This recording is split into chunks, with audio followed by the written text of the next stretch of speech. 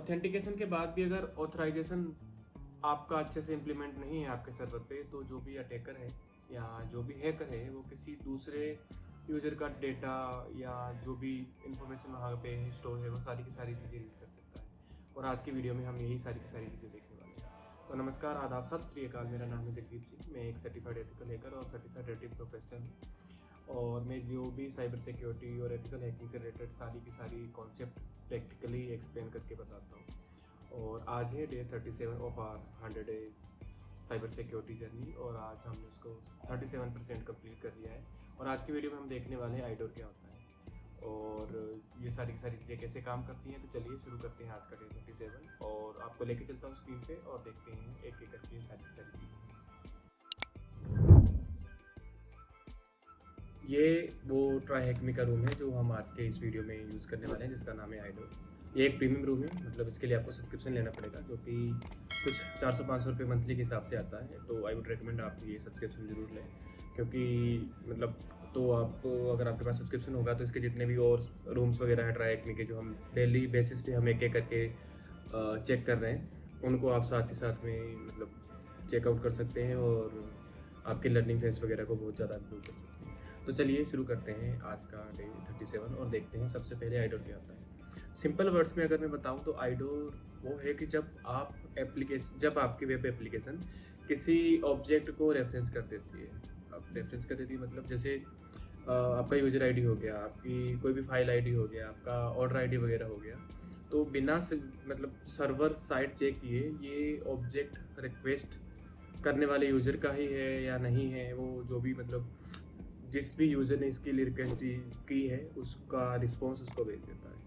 दोबारा से एक्सप्लेन करता हूँ। तो आईडोर में बेसिकली क्या होता है कि जैसे सपोज कीजिए कि मेरा नाम है जगदीप सिंह और मेरी एक यूज़र आईडी है, जैसे सपोज कीजिए 7, और मैं 7 की जगह अगर 8 की रिक्वेस्ट भेजता हूँ तो जो सर्वर साइड है वो बिना चेक किए कि जो यूज़र आईडी 8 है वो जगदीप सिंह की है या नहीं, ये सब चेक किए बिना ही उसके लिए जो भी मैंने रिक्वेस्ट भेजी थी, जो भी डेटा वगैरह के लिए मैंने मांग की थी, उसका वो रिस्पॉन्स भेज देता है। तो ये होता है हमारा मेनली आईडोर। अब एक एग्जांपल के लिए जैसे मैंने बताया था कि अगर आपका कोई ऑर्डर आईडी है, जैसे सपोज कीजिए कि आपका एक ऑर्डर आईडी है, अगर यहाँ पे मैं आपको बताने की कोशिश करूँ, जैसे यहाँ पे इन्होंने बताया हुआ है यूज़र आईडी है, एक यूज़र आईडी है 1305, ठीक है। अब जैसे यहाँ पे है, अगर मैं यहाँ पे देखूँ, click through the email below and try, अच्छा ठीक है। इसमें अगर हम URL एक फाइंड करें, जैसे यहाँ इस वाली कंडीशन में कि ये URL है हमारा ऑनलाइन स्टोर डॉट ट्राई हैकमी पे ऑर्डर 1234, ठीक है। अब ये मान लो कि मेरा URL है, मेरे कोई ऑर्डर वगैरह किया था तो उसका जो भी मैंने ऑर्डर किया था उसका बिल है, उसका इन्वॉइस है। तो इस इन्वॉइस की एक URL में अगर मैं देखूँ, यहाँ पे एक नंबर आ रहा है 1234, अगर मैं 1234 की जगह 1235 कर देता हूँ तो ये नहीं मिला, 1234 कर देता हूँ तो कुछ मिलता है क्या? नहीं मिल रहा। तो अगर मैं इसको 1000 करता हूँ तो क्या कुछ मिलता है? 1 सेकंड, क्या इसको क्लोज कर देता हूँ। हाँ, तो क्या मुझे कुछ मिलता है? हाँ, जैसे मैंने इसको 1234 की जगह 1000 किया तो मुझे किसी दूसरे यूज़र का जो भी इनवॉइस वगैरह है उसको मैं एक्सेस कर पा रहा हूँ। इसी चीज़ को हम बोलेंगे आईडोर। तो मतलब एक कोई भी यूज़र आईडी या कोई भी नंबर वगैरह बदलने से, अगर उसकी वैल्यू वगैरह बदलने से हम किसी और यूज़र का जो भी डेटा वगैरह उस पर स्टोर है या जो भी वैल्यू वगैरह स्टोर है, अगर उसको हम एक्सेस कर पा रहे हैं तो उसको आईडोर बोलेंगे। तो मेनली यहाँ पे क्या हो रहा है कि ऑथेंटिकेशन की बात की जाए तो वो मे भी हो सकता है इम्प्लीमेंट हो ना हो, बट ऑथराइजेशन वाली जो कंडीशन होती है कि ये डेटा किस को ऑथराइज्ड है, ये सारी की सारी चीज़ें सर्वर साइड पे हम चेक नहीं कर रहे हैं और बिना चेक किए जो भी रिक्वेस्ट आ रही है हम उसको रिस्पॉन्स किए जा रहे हैं। तो ऐसे करके ये सारी चीज़ें होती हैं। मतलब आईडोर मेनली तभी अगर करता है जब आपका ऑथराइजेशन मिसिंग होता है। अब अगर बात की जाए कि आईडोर मतलब क्यों इतना ज़रूरी होता है, तो आईडोर क्या है कि सिंपल मतलब होता क्या है कि आईडोर बहुत ही ज़्यादा डेंजरस होता है, क्योंकि जितनी भी सेंसिटिव डेटा वगैरह हो गया वो लीक हो सकता है। जैसे मतलब PII हो गया किसी का, इन्वॉइसेस वगैरह हो गए, मे भी मैसेज वगैरह हो गए किसी के, और कभी कभी मतलब इससे क्या होता है कि अकाउंट वगैरह भी टेक ओवर हो जाता है। जैसे सपोज कीजिए कि मेरा अकाउंट है जैसे 1234 यूज़र आईडी है, और अगर मैं उसको बदल के 1234 को 1235 या 1233 वाला अगर कोई किसी और यूज़र का अकाउंट मतलब एक्सेस कर पा रहा हूँ, उसका मतलब यही है कि उसका मैंने पूरा का पूरा जो भी अकाउंट था उसका टेक ओवर ले लिया, और ये बहुत ज़्यादा होता है। अगर बग बाउंटी वर्ल्ड में बात की जाए तो ये जो बग है जो हम आईडोर देख रहे हैं, ये एक हाई सेवरिटी बग माना जाता है, क्योंकि इससे ये डायरेक्टली क्या होता है कि अदर यूजर्स का जो भी डेटा वगैरह है वो एक्सपोज करता है, और इसके लिए ऑथराइजेशन वगैरह ये सारी सारी चीज़ें नहीं होती, इसलिए ये एग्जिस्ट करता है। और इसको अगर हम बात करें मिटिगेट करने की, तो सिंपल सा फंडा यही है कि आपको ऑथराइजेशन पे काम करना है। जितना ज़्यादा अच्छा आपका ऑथराइजेशन होगा उतना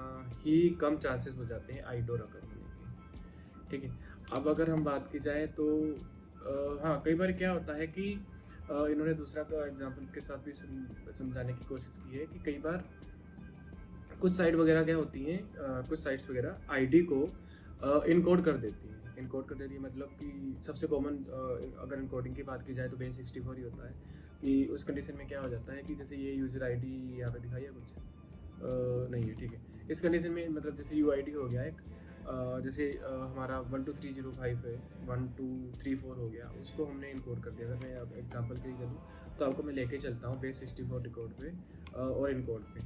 और इस कंडीशन में क्या हो जाएगा कि अगर मैं यहाँ पे 1234 करूँ, यहाँ पे मैं लिखूँ 1234, अगर उसको मैं इनकोड करूँगा तो ये मेरी वैल्यू हो जाएगी। तो उस कई बार क्या होता है कि कुछ वेबसाइट्स वगैरह के डायरेक्ट 1234 की जगह ये सारी की सारी चीज़ें यूज़ करती हैं। अगर हमें ऐसा भी कुछ मिलता है तो हमें उसको क्या करना है, उठाना है, और ये जो हमारा रिकॉर्ड वाला फॉर्म है उस पर मतलब 50 वेबसाइट्स मिल जाएंगी आपको गूगल पे रिकॉर्ड के लिए, और वहाँ पे कॉपी पेस्ट कर देना है, उसको रिकॉर्ड कर देगा। ठीक है, जैसे इसको मैंने रिकॉर्ड के लिए डाला, इसने इसकी वैल्यू दे दी मुझे 1234। तो ऐसे कुछ करके हम ये इनकोड डिकोड ये सारी की सारी चीज़ें कर सकते हैं। हमें कुछ नहीं करना है, जो भी हमारी यूआईडी वैल्यू है उसको कॉपी करना है, base64 वाला जो भी रिकॉर्ड के लिए कोई वेबसाइट वगैरह ढूंढनी है और उसमें नंबर डालना है, और दोबारा से क्या होगा कि अब जैसे मैं दोबारा से रिक्वेस्ट भेजनी है, जैसे 1234 था उसको 1234 की जगह 1235 किया, दोबारा से उसको इनकोड किया, और दोबारा से जो भी हमारी एपीआई की रिक्वेस्ट जा रही थी या जो भी हो रहा था वहाँ पे हमें कॉपी पेस्ट कर देना और हमारा काम हो जाएगा। तो डेवलपर बेसिकली सोचते क्या है कि उन्होंने ये भी जो भी वैल्यू वगैरह इसको हाइड कर दिया है, पर हाइड का मतलब ये नहीं होता कि आपने सिक्योर कर दिया। तो अगर यहाँ पे हम देखें, अब उसके बाद हमारा ये हो गया, अब जैसे इनकोडिंग वाला हो गया। अब कई बार होता है कि मतलब कुछ डेवलपर इससे भी थोड़ा सा आगे चले जाते हैं, मतलब जो भी हमारी ये चीज़ें इसको सिक्योर करने के लिए, तो वो हैशेस वगैरह का भी यूज़ करते हैं। अब जैसे कि एग्जांपल माना कि MD5 का उन्होंने यूज़ किया या SSA1 का किया है, और कोई भी हैश वगैरह उन्होंने यूज़ की। अब अगर हमें ये समझना होगा कि कौन सी हैशेस वगैरह का यूज़ कर रहे हैं, अब उसके लिए हमें पैटर्न समझने की कोशिश है। हमें अगर एक बार पैटर्न समझ में आ गया तो हम उसको ब्रूट फोर्स वगैरह कर सकते हैं। अब ब्रूट फोर्स के लिए कई वेबसाइट्स वगैरह भी हैं, जैसे सबसे पहले आती है क्रैक स्टेशन। ठीक है, जैसे इन्होंने यहाँ पे मेंशन भी किया हुआ है। क्रैक स्टेशन के लिए अगर हमें कोई भी जैसे हैश वगैरह मिल जाती है, हमें यहाँ पे कॉपी पेस्ट करना है और ये उसको क्रैक करने की कोशिश करेगा। अगर वो मतलब आइडियली अगर वो थोड़ा ईजी अगर वो हुआ, तो अगर कुछ हाई लेवल की वो हो गई हैश वगैरह, तो उस कंडीशन में क्रैक स्टेशन मना कर देगा। उस कंडीशन में हमें जोहन द रिपर वगैरह हो गया, ऐसे कुछ टूल्स वगैरह आते हैं जो प्रॉपर हैशिंग के लिए यूज़ होते हैं, तो हम उनका यूज़ कर सकते हैं। अगर आपको भी जानना है कि जोहन द रिपर क्या होता है, कैसे काम करता है, तो उसके लिए मैंने ऑलरेडी एक वीडियो बनाई है, अगर चाहें तो आप उसको चेकआउट कर सकते हैं। उसका भी लिंक आपको आई बटन डिस्क्रिप्शन में मिल जाएगा। जैसे ये वाली कंडीशन है, अगर इसको हम अगर क्रैक करने की कोशिश करें, ये MD5 है, ठीक है। अब अगर इसको मैं यहाँ पे इम्प्लीमेंट कॉपी पेस्ट करूँ और आप नोट करो इसको स्लो रिकैप्चा वगैरह जो भी फिल कर देते हैं, और अगर मैं क्रैक करूँ तो देखो इसने बता दिया हमें कि ये MD5 है, ठीक है, और इसकी वैल्यू 123 है। अब कहीं हमें ये मिल जाती है, ऐसी हैश वगैरह मिल जाती है, हम इसको क्रैक करेंगे, 123 हो गया। अब दोबारा से जाएंगे 123 होगा, अब हमें 123 मिल गया, अब हमें इस पर चेंज करना है, तो हम जाएंगे यहाँ पे MD5 जनरेटर पे, MD5 जनरेटर सर्च करेंगे, ये आ गया भाई हमें MD5, हमारा अभी था 123 हो गया। अब जस्ट सपोज करो हम यहाँ पे लिख देंगे 124 कर देंगे एक एग्जांपल के लिए, तो ये हमारी इसकी MD5 दे दी थी। अब उस ये जो हमारी MD5 थी ये वाली, इसकी जगह पे जहाँ पे भी यूज़ हो रही होगी उसकी जगह पे हम ये इसको पेस्ट कर देंगे, तो हमने क्या किया 123 की जगह 124 दे दिया। अब उस कंडीशन में भी हम ये सारी की सारी चीज़ें जैसे इंप्लीमेंट करके चेक कर सकते हैं कि क्या उस कंडीशन में आइडर हो रहा है कि नहीं हो रहा है, ऑथराइजेशन वगैरह अच्छे से इन्होंने मतलब एप्लीकेबल की है कि नहीं है। अब हमारा नेक्स्ट आता है कि ये आइडर वगैरह हमें क्या केवल और केवल ये URL वगैरह में मिलेंगे, तो उसका आंसर है नहीं। आइडोर हमें किसी भी जगह पे मिल सकते हैं, जैसे मान लीजिए सपोज कीजिए कि हमारी कोई जावास्क्रिप्ट की फाइल वगैरह है, हमें वहाँ पे आइडोर वगैरह मिल सकता है। उस कंडीशन के अलावा अगर हम कई सारे हिडन पैरामीटर्स वगैरह होते हैं, वहाँ पे हमें आइडोर मिल सकता है। और मतलब ऐसे रिक्वेस्ट वगैरह जो भी जा रही हैं उन सब पे कई बार पोस्ट वगैरह मतलब गेट की रिक्वेस्ट के अलावा पोस्ट रिक्वेस्ट में भी कई बार डेटा वगैरह जा रहा होता है, कुकी वगैरह में भी हो सकता है हमें कुछ ऐसा देखने को मिल जाए। तो ये सारी की सारी चीज़ें या ये सारी की वो मतलब लोकेशन से जहाँ पे हमें आईडोर मिल सकता है और यहाँ पे हमें आईडोर के लिए चेक करना है। ठीक है, अब उसके बाद नेक्स्ट आता है एक प्रैक्टिकल एग्जांपल के साथ हम ये सारी की सारी चीज़ें देखने वाले हैं। तो उसके लिए करना होगा क्या, हमें कुछ सीन वगैरह स्टार्ट करना है क्या, आई डोंट नो। चलो ठीक है, ये हमारी मशीन स्टार्ट हो चुकी है आईडोर की और हमें ये सारी की सारी चीज़ें देखना होगा। लेट में व्यू लोड। ठीक है, मशीन तो स्टार्ट कर दी हमने। अब क्या हो गया भाई? ठीक है, हमारी ये हो चुकी है मशीन स्टार्ट। अब हमें क्या करना होगा, हमें इस बटन पे करना होगा क्लिक, मतलब यूआरएल पे क्लिक करना होगा और ये हमारा कुछ वेबसाइट खुल चुकी है। अब क्या कह रहे हैं वहाँ से, अब ये कह रहे हैं कि आपको पहले लॉगिन करना होगा, उसके लिए आपको कस्टमर सेक्शन में जाओ और एक नया अकाउंट वगैरह बनाओ। ठीक है, कस्टमर सेक्शन में गए, एक नया डाल लिया हमने, टेस्ट।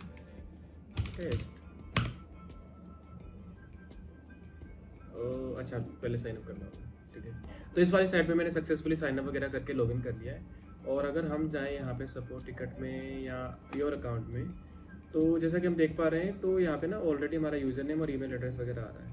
अगर हम चेक करें कि कैसे आ रहा है और हम इसको करें इंस्पेक्ट और नेटवर्क टैब पे जाएं तो और इसको एक बार रीलोड कर लेते हैं।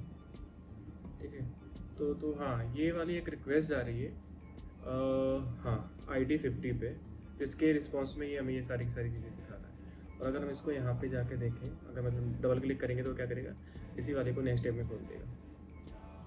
दोबारा से रिक्वेस्ट गई, इसने बताया हमारा जो 50 हमारा यूज़र नेम था उसका रिस्पॉन्स में आया यूज़र नेम टेस्ट है और ईमेल आईडी है test@gmail.com, जो कि हमें यहाँ पे ये दिखा भी रहा है। अब हम इसको अगर चेंज करने की कोशिश करें, 50 को अगर 51 नहीं, कुछ नहीं मिला, 49 में देखो, जैसे ही हमने इसको 50 से 49 किया, हमें यहाँ पे इसने सारा का सारा डेटा दे दिया कि इसमें एक रॉबर्ट नाम का यूज़र है जिसका ईमेल आईडी है। तो ऐसे करके अगर हम देखें तो हमें ये आईडोर सक्सेसफुली मिल चुका है। और अगर हम इसकी जगह कुछ और भी देखें, अगर 1 करके चेक करें तो कुछ मिल रहा है। हाँ, हमें 1 वाली कंडीशन में भी यूज़र नेम आ रहा है एडम और इसका ये पासवर्ड आ रहा है।